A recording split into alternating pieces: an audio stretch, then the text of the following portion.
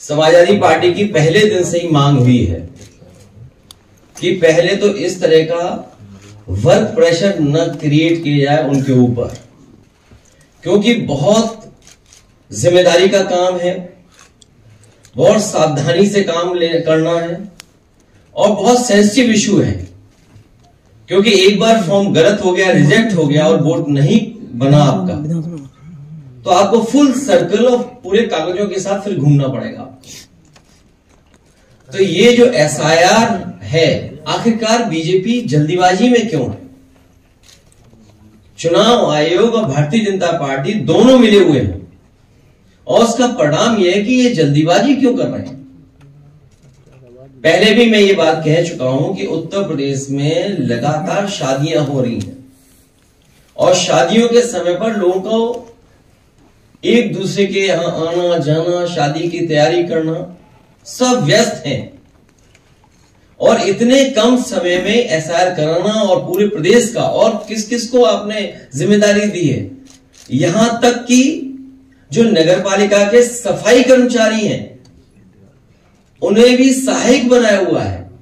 अब आप सोचिए, इतना बड़ा फॉर्म है, इतना टेक्निकल चीजें उसके अंदर हैं कि अगर मान लीजिए बीएलओ नहीं कर पा रहा है तो उसके लिए सहायक बनाया गया है सफाई कर्मचारी। और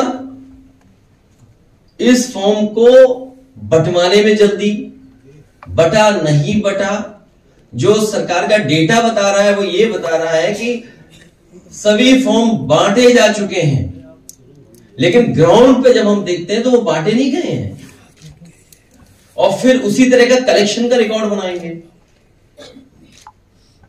ये सोची समझी रणनीति, साजिश, षड्यंत्र है कि बाबा साहब भीमराव अंबेडकर जी के दिए हुए संविधान के तहत जो हमें वोट डालने का अधिकार है, उस अधिकार को छीनने की तैयारी है। एसआईआर के बहाने वोट डालने का अधिकार छीन रहे हैं, आरक्षण छीनेंगे, आपकी पहचान छीनेंगे, आपके ऊपर उल्टे सीधे दबाव बनाएंगे। जब सरकार के लोग इसी बात पे दबाव बना रहे हैं कि वो ड्यूटी पे ही नहीं थे, पहले से ही बीमार थे। और कल रात जब मैं फतेहपुर में गया था, उन सुपरवाइजर के परिवार के लोगों से जब मैं मिला हूं, उनसे जो बातचीत हुई है, उस बातचीत के दौरान उनकी बहन, उनके परिवार, उनके तमाम जो सहयोगी साथी थे, वो यही बता रहे थे कि उनके ऊपर लगातार सरकार के माध्यम से दबाव बनाया जा रहा था कि जल्दी करिए और जल्दी फॉर्म बंटवाइए, जल्दी फॉर्म भरवाइए। और उसका परिणाम यह हुआ कि उन्होंने आत्महत्या कर ली। उस परिवार की भी मैं मदद करके आया हूं। तो आखिरकार जल्दी क्या है एसआईआर की?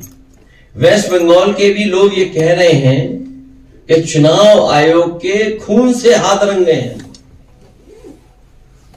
अब इन लोगों की जान गई है, कौन मदद करेगा? चुनाव आयोग को सामने आना चाहिए, मदद करना चाहिए, क्योंकि ये सब कर्मचारी, अधिकारी चुनाव आयोग के लिए काम कर रहे हैं। और चुनाव आयोग का काम हमने बहुत करीब से देखा है बाई इलेक्शन में। जिस समय बाई इलेक्शन हो रहा था उस समय पूरा का पूरा चुनाव आयोग के अधिकारी चुप बैठे हुए थे। उन्होंने बूथ लूटने दिया, उन्होंने अधिकारियों के माध्यम से जो जो बीजेपी करवाना चाहती थी वो होने दिया, वोट डलवा लिया। सीसीटीवी पे सब है कि आपके किन लोगों ने वोट डाला है, कौन प्राइवेट ड्रेस पहन करके आया था और वोट डाल गया। इसीलिए सीसीटीवी की अब फुटेज भी नहीं देंगे आपको, रिकॉर्डिंग भी नहीं देंगे। ये पूरी सोची समझी रणनीति है कि लोकतंत्र देश से खत्म हो जाए। अभी मुझे राजीव राजी की चिट्ठी मिली है, उन्होंने जानकारी दी है कि तमाम तरह की उनके सामने संकट, रुकावटें और वो आ रही हैं, कोई सुनवाई नहीं है, अधिकारी बताने को तैयार नहीं है। उनकी ये चिट्ठी है, ये बाकायदा व्हाट्सएप पे आपको भेज दिए जाएंगे। और देखिए, अभी 13वीं नहीं बन पाई है। घोसी लोकसभा में कई विधानसभाओं में तैयारी हो गई है। लोकसभा घोसी में तैयारी हो गई, क्या निर्देश चले गए हैं कि 20-20 हजार वोट काट दो हर विधानसभा में। ये राजीव राजे की चिट्ठी के माध्यम से मैं कोट कर रहा हूं बात को। घोसी लोकसभा के मऊ सदर विधानसभा से लगभग 20,000 मतदाताओं के नाम डिलीट कर दिए गए हैं अभी से ही। सोचिए क्या तैयारी है इसका मतलब।